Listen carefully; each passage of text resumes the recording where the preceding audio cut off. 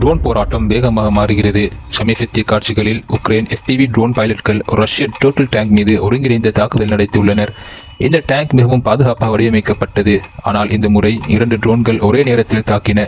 சில வினாடிகளில் பெரிய வெடிப்பு ஏற்பட்டது. டேங்கின் பாதுகாப்பு முறைகள் முறியடிக்கப்பட்டது. இது ஒரு உண்மையை காட்டுகிறது. எவ்வளவு பாதுகாப்பான வாகனம் இருந்தாலும் ட்ரோன் தாக்குதலிலிருந்து முழுமையாக பாதுகாப்பாக இல்லை. ஆனால் இதுவே எல்லாம் இல்லை. மற்றொரு நடவடிக்கையில் வானியல் கண்காணிப்பு குழுக்கள் காக்கும் பகுதியில் மறைந்திருந்த ரஷ்ய நிலையங்கள் கண்டறிந்தன. அதில் முக்கியமான இலக்கு MSTA S-152mm சுய இயக்க துப்பாக்கி அமைப்பு. இது கண்டறியப்பட்டதும் துல்லியமான தாக்குதல் மேற்கொள்ளப்பட்டது. வாகனங்கள் அழிக்கப்பட்டன, ஆயுதங்கள் செயலிழக்கப்பட்டது, பல நிலையங்கள் தாக்கப்பட்டன. இது ஒரு பெரிய மாற்றத்தை காட்டுகிறது. இப்போது போரில் ட்ரோன்கள், தகவல்கள், துல்லியமான தாக்குதல்கள் முக்கியம்.